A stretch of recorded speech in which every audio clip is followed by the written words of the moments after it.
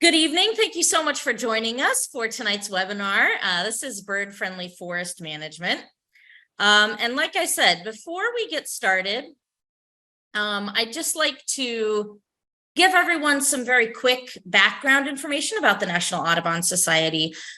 We recently created a new strategic plan, our flight plan, with the goal of supporting a future where birds thrive across the Americas. Because we know that where we create conditions for birds to thrive, we create conditions for people and the planet to thrive too.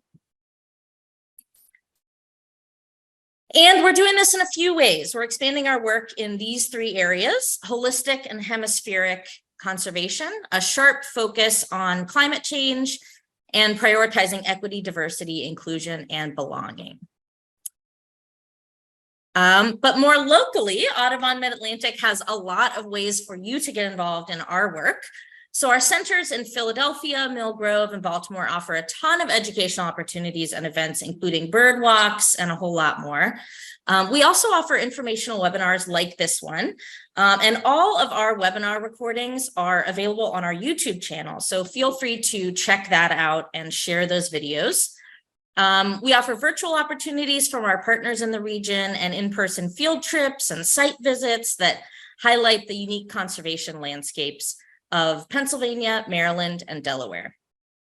We also support advocacy in a lot of different ways, from sending action alerts regarding specific legislation. We offer a lot of different ways to get involved with advocacy, including sending out action alerts, opportunities to sign letters and participate in lobby days, and to meet with officials.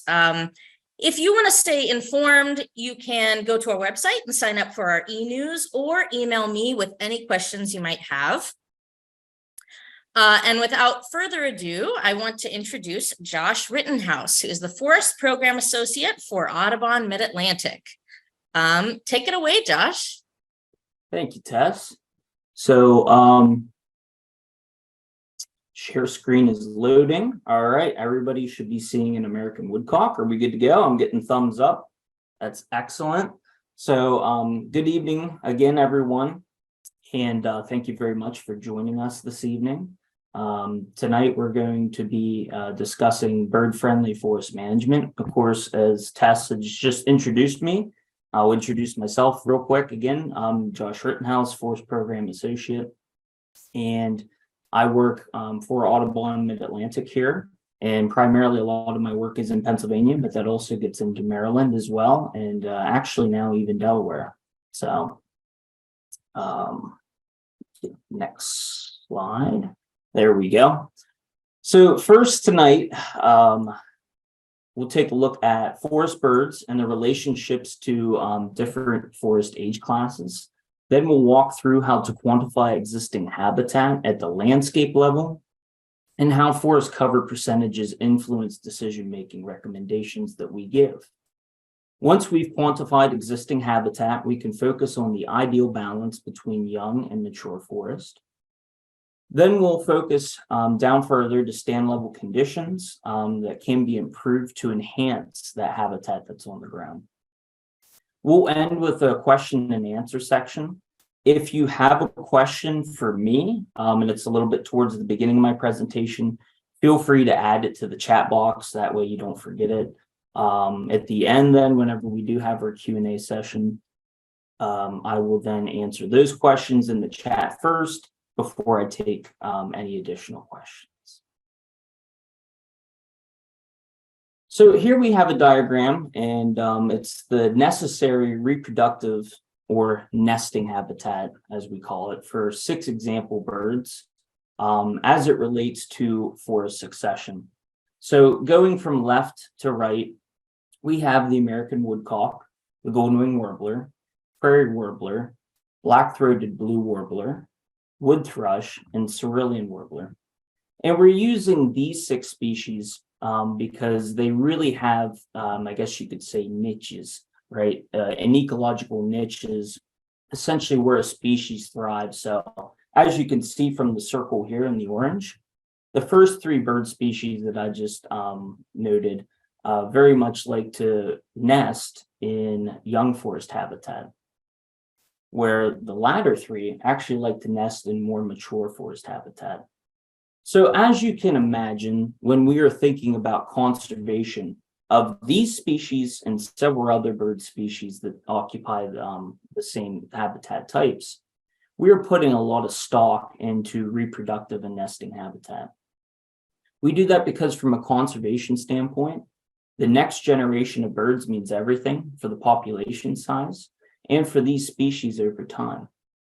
The forest succession going from left to right, as you can see from time down below, is essentially ecological succession over time and how forests can change throughout time. So again, whenever we're thinking about how forest vegetation is changing through time, we can also think about nesting habitat for different forest birds and its importance. But nesting habitat isn't everything. We must also factor in cover and feeding habitats as well. If many of you could recall from the previous slide, here off to the left, we have the golden-winged warbler. And as I had said earlier, they like to nest. Here you can see the nest with 2 eggs in it, in young forest habitat. But what research is showing us is that they actually like to forage a lot, and they take a lot of cover, and they quite frankly fly over a majority of their time during migration in mature forest. So we can see the exact opposite actually with wood thrush. Wood thrush as a species, again, from our previous diagram, we know they like to nest in mature forest, right? But research has found that they really like to forage, take cover, and that they will fly through areas of young forest. So what we learn is that feeding, cover, and nesting habitat are not necessarily static, and they don't always occur in the same habitat type. Whenever species have different niches and they utilize different habitat types for either nesting, feeding, or cover, we call that patch trading. And patch trading is very important because we need to think about this at a landscape level, right? And that's how we're going to get into how Audubon Mid-Atlantic gives recommendations at different spatial scales, which we're going to talk about now. So when determining forest habitat, we must do so that is appropriate for the scale of forest birds. I mean, as you can imagine, even if they're not migratory species of forest birds, they're still covering a lot of distance. So we must first assess matters at what we call a landscape level. And don't worry if you don't know what a landscape is. We're going to define what we mean by landscape here briefly, because different conservation organizations and different researchers have different definitions for what a landscape is. Ours, not surprisingly, relates to forest birds. So, but in particular, we are concerned with the percentage or the proportion of forest that covers a given landscape. So we're going to not only talk about how we assess the habitat, but also how we assess the percentage or the proportion of a landscape with forest cover. So I noticed when folks were coming in that it seemed like we had a pretty good regional distribution, different geographies. Folks are coming from different areas. Some folks are coming from more rural areas. Some are suburban. Some are coming from cities. So when we think about landscapes with at least 70% forest cover, what could come to mind, at least in Pennsylvania, we could think about areas such as the PA Wilds. Think of the Poconos, the Laurel or the Allegheny Highlands. I mean, this picture off to the left really gives a great visual description of what we're thinking about. I mean, we're thinking about large continuous tracts of forest. So 70% cover is typically the minimum amount of cover before we need to address concerns that come from forest fragmentation. So fragmentation, of course, is coming from different edges. It's coming from development. A lot of time it's coming from land usage that's not natural. So a 70% forested landscape a lot of times doesn't suffer from issues of forest fragmentation. And with this abundance of forest cover, we can look for opportunities to diversify forest age classes so that 5 to 10% of the area is in young forest condition and the rest or the majority is in a mature forest age class. So now we're going to look at landscapes with less than 70% forest cover, right? So I personally live in Bellefonte.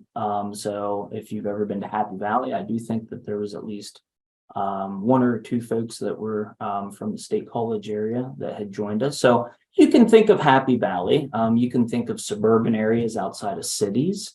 They have parts that are of the landscape that are forested, but they also have fields, they have towns and whatnot. And for landscapes that are less than 70% forested, the management recommendations that we give will largely depend on what's in the surrounding landscape. So really, we're thinking about what is that level of forest fragmentation. Again, we're thinking about land usage changes that aren't just the natural forest that forest birds like to occupy.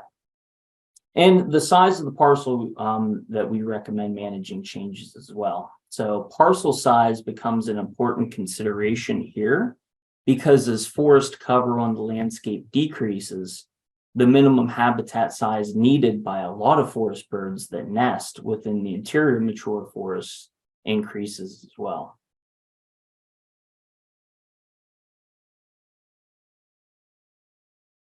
So you can see here, we have a diagram, and the percentage or proportion of forest cover, again, as we've been talking about, can be assessed actually as simple as using Google Maps. Let's say that it's 0 here. That is where we're considering our area. Maybe this is an area where a landowner has a lot of interest in improving and enhancing the forest bird habitat on their property. By looking at the landscape and deciphering whether it has more than 70% or less than 70% forest cover, we recommend measuring out 1.1 miles in radius. So we use 1.1 miles because research has shown that most forest birds, even if they're nesting at 0.0, that is their usual flight patterns will be within those areas unless they're migrating. So you can screenshot that photo with the radius measurement and draw a circle around that area. And then you can get a visual percentage of forest cover. This is actually a great example from one of our colleagues in Audubon Mid-Atlantic. This is very close to his house where he lives. So he was curious to know what the land use or the percentage of forest cover was in his area. And as you can see, it looks like a fair amount of agriculture, some development as well. So he would probably be in the latter of what we talked about, right? Having less than 70% forest cover, and would have to make different recommendations to folks from there. So once we have very simply kind of looked at an area of interest and we've identified how much forest cover there is at that landscape level. Now let's determine how much of the landscape is in young forest and how much is in old forest, because we're seeking to better identify quality feeding, cover, and nesting habitat for the birds that we were talking about in the previous slides, as well as the many other associated species that occupy those areas as well. So using a landscape level to begin management planning allows you to be able to determine habitat that may be absent at a large scale, and how the property or whatever, maybe it's land that you actually own, if you want to try to improve or enhance that habitat for forest birds, you can provide that by knowing what's missing on the landscape. So while management on larger properties will have a greater impact, even small properties can influence local bird populations within that landscape as well.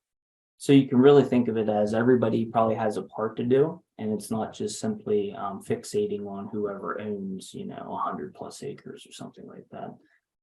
So this often moves landowners with wildlife objectives towards actions. And I can speak from experience in that if you even can think about, your backyard as being part of the landscape, that will spring you into action to maybe even manage that for forest birds as well, just to complement what's in your surrounding area.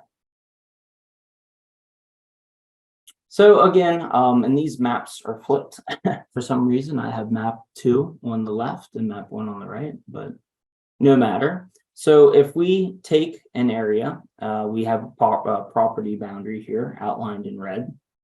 And again, we want to see the surrounding land use at 2,500 acre landscape level. That's our 1.1 mile radius. So those are used interchangeably.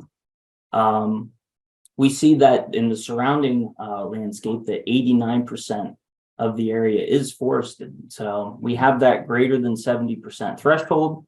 So that kind of puts us into a different decision-making tool that we recommend to folks. And then over here, though, we do see that only about 1% of that forest cover is allocated to young forests. So we would identify that as lacking young forests at the landscape level. And a lot of times our recommendation would be to put that on the landscape to increase the amount of associated species that need that for nesting, or will utilize it for feeding and cover habitat as well. Again, you might remember that our goal, which we're going to talk about next, is actually to have young forest occupy at least 5 to 10% of a surrounding landscape. So, when we are talking about mature forest, off to the left here, we think about, we're thinking about large saw timber trees, right? Really big trees, right? But really, we even define it as being at least 50 years of age. So again, whenever we're thinking about what do we want to allocate on the Pennsylvania, Maryland, and even now Delaware landscapes, we want 90% of that age class to be roughly to be mature, our definition of being mature. And then off to the right, we have a great picture when we think about young forest, visually, this is expressed as like a flush of new growth in the forest understory. And as you can see in the background here, we do have some mature forests in the back. Those are acting as residuals. And those are great to keep, but really we have a large flush of vegetation that's here and a lot of space, right? You can stand in these type of forests and see a lot of sky. So all these seedlings will eventually, and shrubs will eventually grow into the next cohort of mature forest. But again, we want to emphasize having kind of a mosaic pattern throughout the landscape. So again, do you have less than 5% young forest in your surrounding landscape? If you do have less than 5% coverage at the landscape level, our recommendations are a lot of times is we want to try to create that young forest habitat where appropriate. And we want to target areas where it's lacking, right? So we can put that onto the landscape. We can recruit forest bird species that really utilize this habitat type for breeding, as well as other ones that use it for feeding and cover. So in landscapes, if you're in a landscape that has more than 10% young forest, I will say that generally speaking, in Pennsylvania at least, I can't say as much for Maryland just because I don't work as much in Maryland. Rarely do we have more than 10% of the surrounding landscape in young forest. But if you would happen to have more than 10% of the landscape in young forest, then we want to shift that focus to retaining and enhancing the mature forest that is present in the surrounding area around those young forest patches.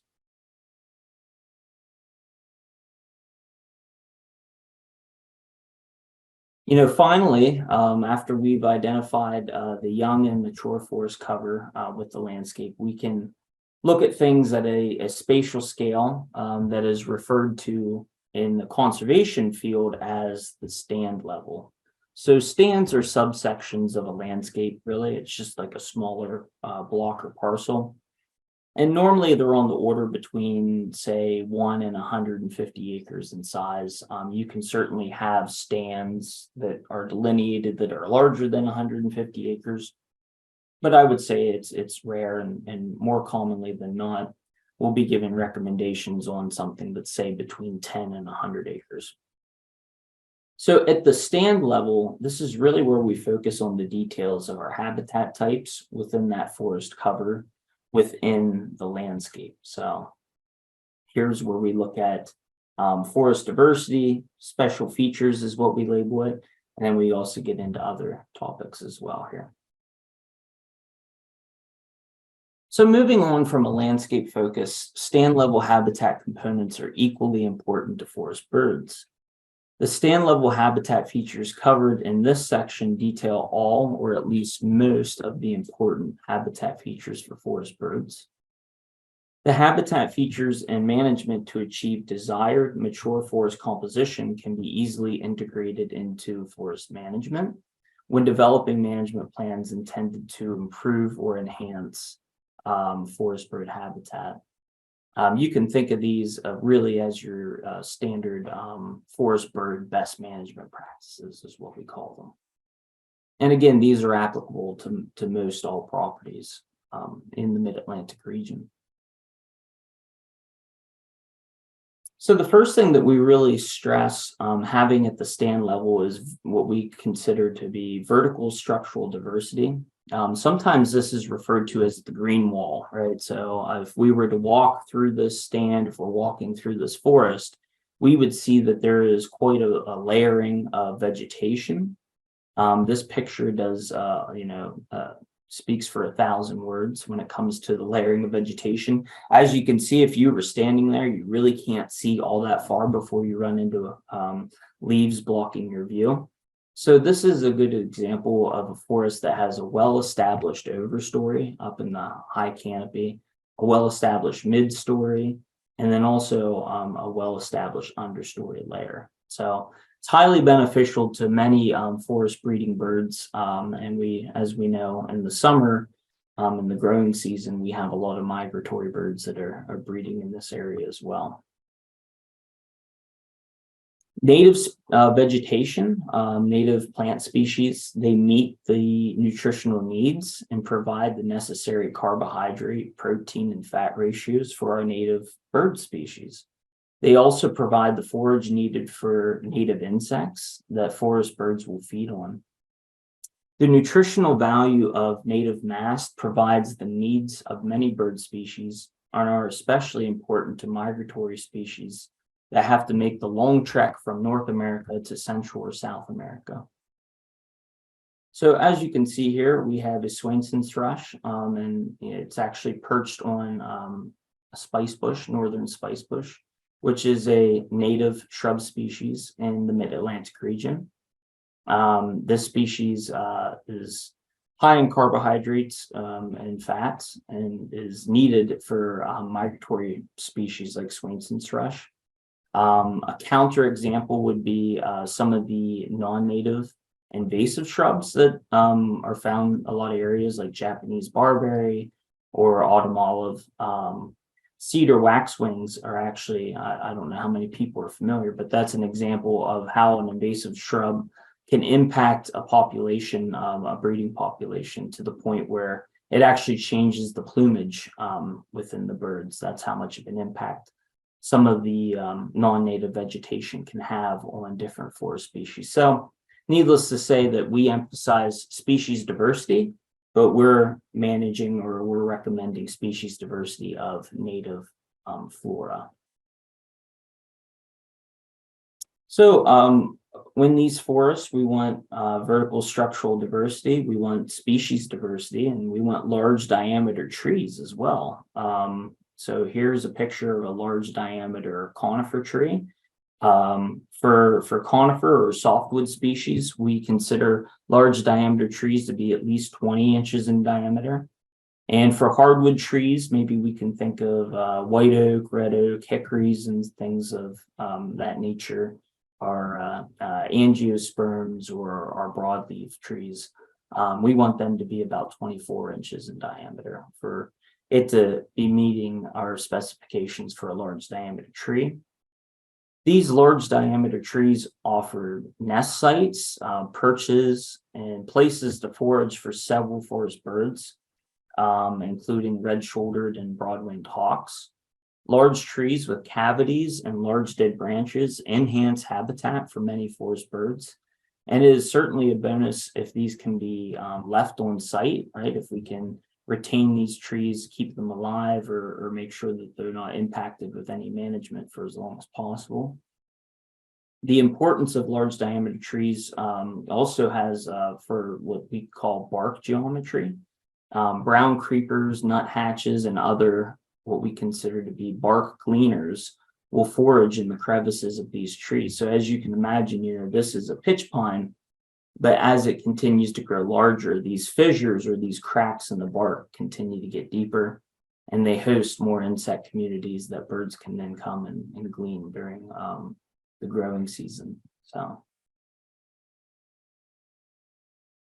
softwood inclusions, we throw this in here because in the mid-Atlantic region, we're very fortunate that we have beautiful, like as you can see in the picture here, fall foliage.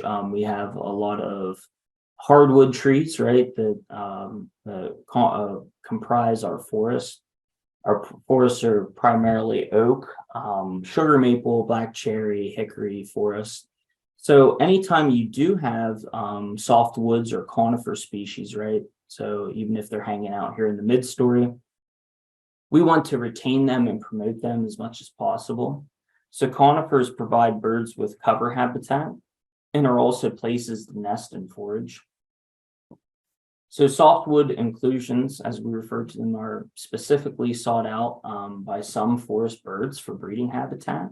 So an example for forest birds in our area that will utilize softwood inclusions are the hermit thrush, black-throated green warbler, and if you go further up north, you could even run into pine warblers. I know that's a bit outside of our area, but in New York, at least, you could run into them. So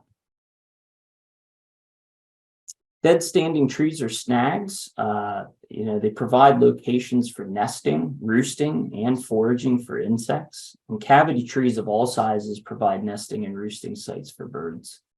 And both snags and cavity trees are heavily used by other wildlife species as well.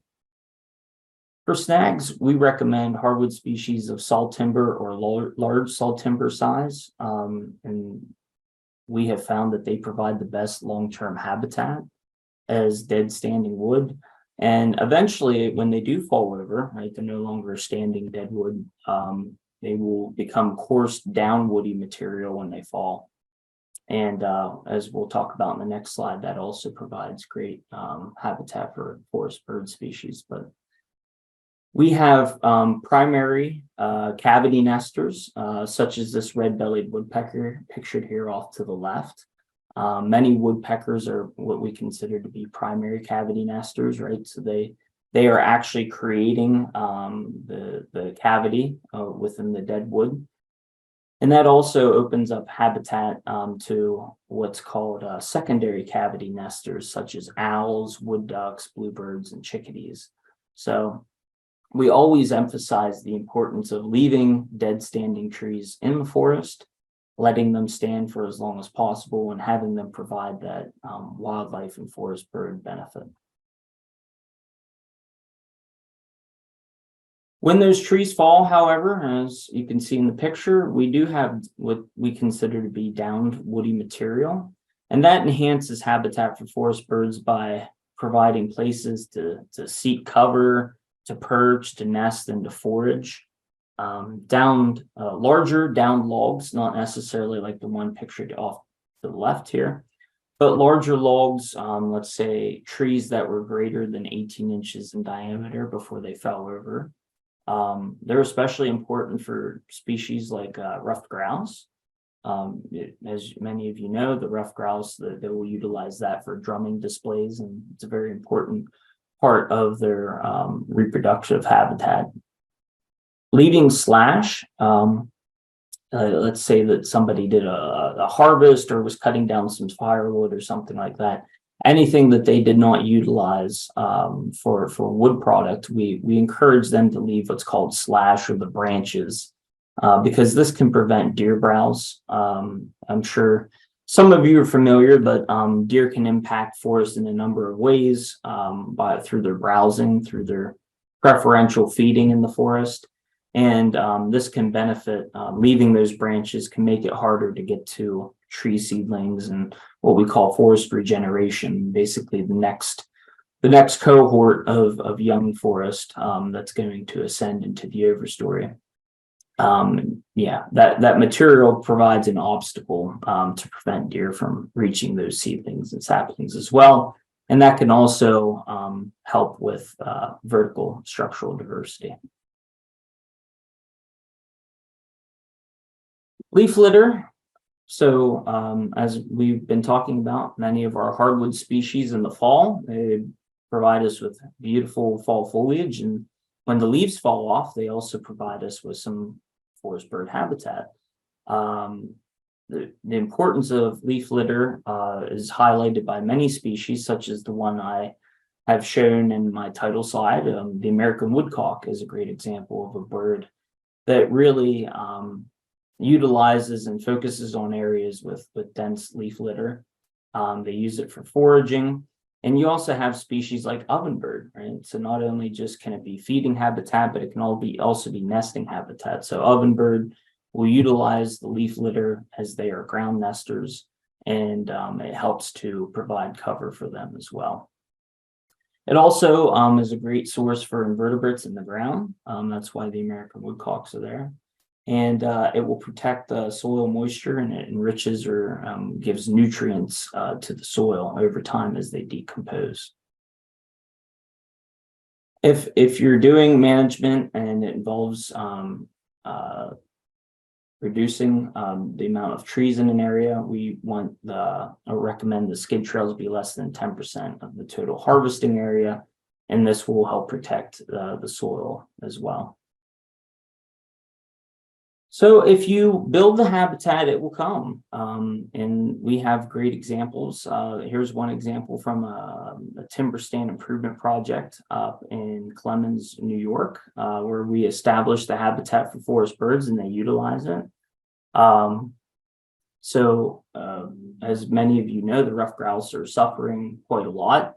They utilize young forest habitat for the nesting, and this Bruce Cushing took on a habitat project, created that young forest habitat, and within a couple years had ruffed grouse actually with a nest where they found eggs right around the down woody log. So yeah, that's one thing that we emphasize using our guides and recommendations, is that you can always be enhancing or improving or creating habitat on the landscape. If you couldn't see the eggs before, I apologize. I forgot I had a circling chain here as well. So right there are the ruffed grouse eggs. Management guides for forest birds. You know, a lot of what I have talked about today is from what we call our Healthy Forest Guide. And it's something that we share with landowners, with professional resource managers, and other nonprofits and the like. So the guidelines and guidance are available for managing forests for birds, and we highly encourage folks to at least understand what their forest is doing, what it's providing, what kind of habitat type it might be providing, and what are some things that they can do if they want to improve or create habitat for a species of interest. So we have our Healthy Forest Guide, and then we also have off to the left something that I really like. It's the Forest Bird Pocket Guide for 18 priority species in Pennsylvania. And it's a great, it gives a written description of the bird and throughout its life cycle, what it needs, what it utilizes for nesting, cover, and feeding. And also just talks about, visually, it will show you with a diagram what habitats they really need to thrive. So if we're ever out and about, we normally have these guides with us. If anybody would want some of these guides sent to them, they could certainly email me after the presentation.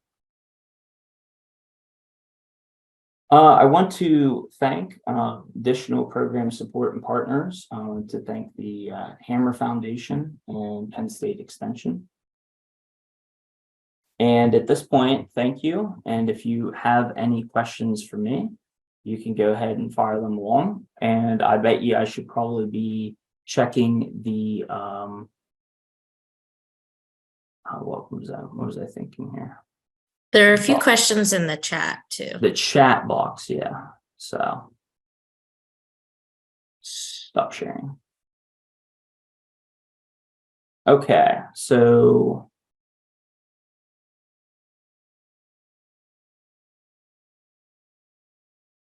from do you want to help Yeah, with this, sure. Cass, or okay? So just from some logistics questions, Josh, if you want to share your contact information, Yes. a couple people asked for that, and I will share these slides with everyone who registered, and the recording will be available on our YouTube channel as well. We did have another question, and it was from Carol. The eastern hemlocks on my property are all dying. What trees can I plant to try to replace them? That is $1 million question. You know, eastern hemlock is a really unique species, and we are finding that it's very difficult to plant another species that's native that can mimic that. I do know that there is a western hemlock. I don't know how it fares in the eastern United States. I know it's not susceptible to hemlock woolly adelgid and elongate hemlock scale like eastern hemlock is. I have seen many places where people will recommend maybe like a red spruce or a white spruce.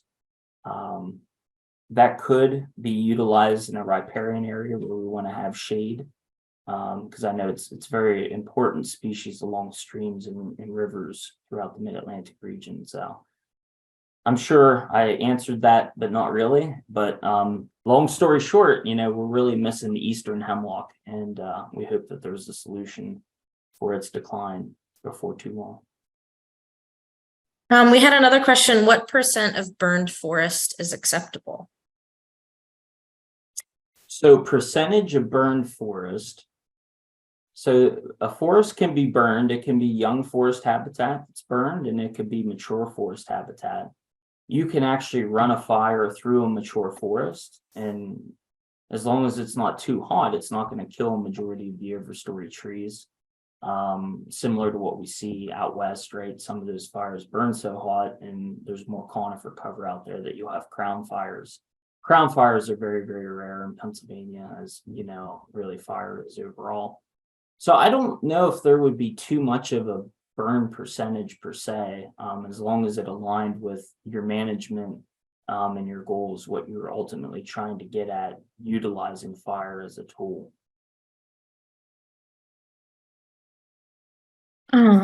Let's see. Vanessa asked, is there a pocket guide for Maryland? There is not. So and it's coming. We have become Mid-Atlantic. I believe it was right before I started. I started about a year ago. And before that was Audubon, Pennsylvania. And a lot of our guides were solely focused on Pennsylvania. Now, our work does stretch into a lot of Western Maryland because their forest is very similar to Pennsylvania's forest. And we have just even more recently expanded into Eastern Shore, Maryland, which is a whole nother landscape type when it comes to forest composition, forest bird species. So we do hope to update our healthy forest guides to include the Eastern Shore, Maryland, and even Delaware. And we would love to update the pocket guide, but as of now, it's more specific to Pennsylvania. Thanks. Somebody else asked, where can I buy white oak? Yes, you can buy white oak. I know Game Commission nurseries will sell white oak.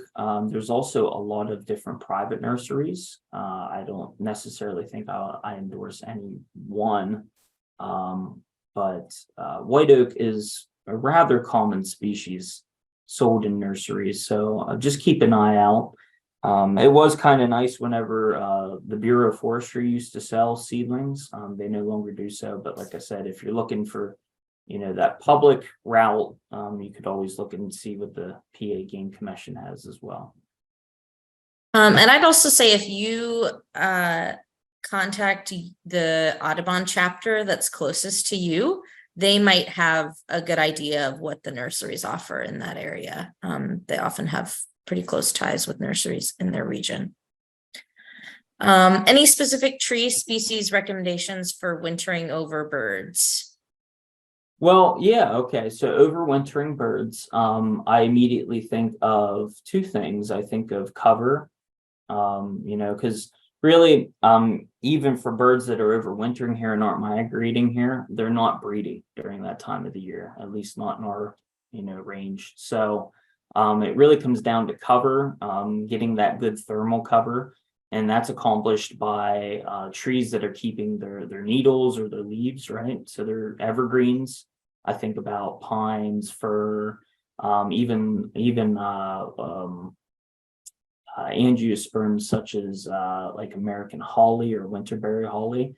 And then second, I also think of like a food source, right? So I think about winterberry is a great option. The hollies that I mentioned as well.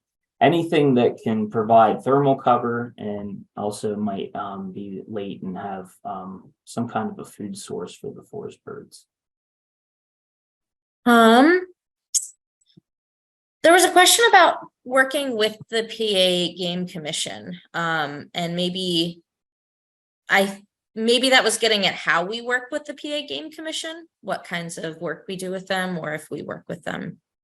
So, at Audubon Mid-Atlantic, our forest program, we're pretty fortunate. We get to work with a big, diverse array of folks and different entities. So, I work a lot with other nonprofits like American Bird Conservancy, AMJV, Rough Grouse Society. There is one project where we're working in cooperation with the PA Game Commission.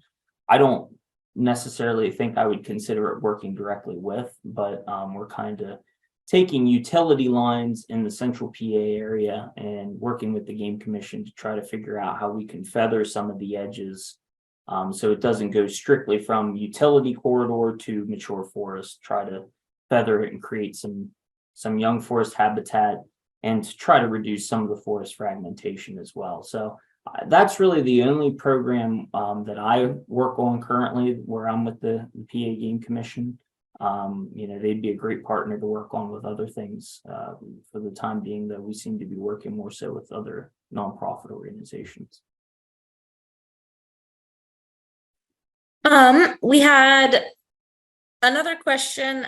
Several years ago, we had our wooded property evaluated for a forest management plan. A forester developed a plan and trees were harvested. Selected trees were cut, but the result was an opened canopy that allowed invasives to take over the understory. But it wasn't open enough to encourage a young forest. How many landowners are aware of this information? Do they care? I don't know. That's advice we can offer, but there's multiple questions or maybe comments. I guess I'll start with the invasive plant species. Is that from what I get with my landowner interactions is that a lot of folks aren't aware of invasive plant species. I guess that's not maybe too much of a surprise, as many folks don't even feel too comfortable identifying a lot of our native species. So generally speaking, number one, no, a lot of folks don't realize they have invasive plants. But two, I guess, do they care?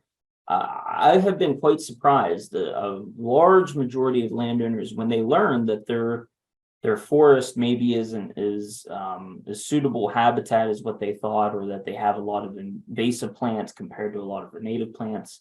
I do find that a lot of folks, it does bother them. They do care, and they do seek avenues to try to promote native vegetation. Now, whether they take steps beyond that or not, I think that's kind of more on a spectrum, but overall, whenever people do learn that they have invasive plants, I notice that they seem to care about that, and they care about the habitat, really. So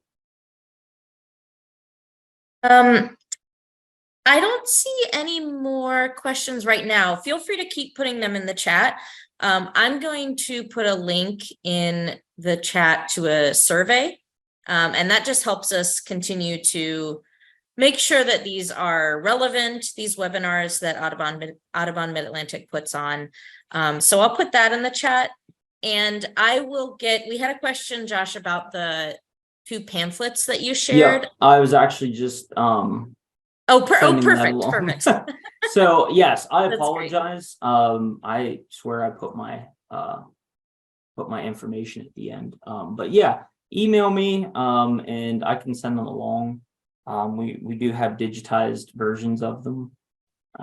If you ever want a physical copy, you know, kind of go to maybe landowners meetings or different talks. Normally, anytime the Audubon Mid-Atlantic has a booth set up, those are the pamphlets that we're bringing with us. But yeah, I can certainly give you a digital copy if you send me an email.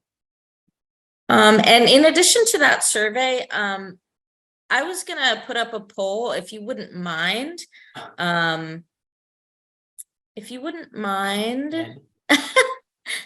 I think somebody likes the clock that is behind you. If you wouldn't mind filling this out, this just helps us figure out where folks are coming from. It's really helpful for our reporting when we talk about these educational opportunities we offer. But feel free to keep popping questions in the chat. If you don't have any more questions, thank you so much for coming. We really appreciate you tuning in tonight. And keep an eye on your email for the recording link. Yes, thank you, everybody. Yeah, thanks.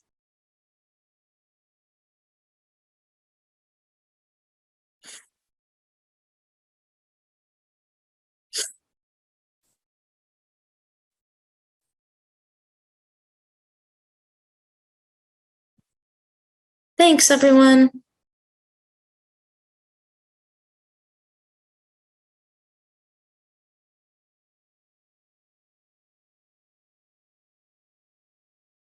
All right, I'm going to stop recording.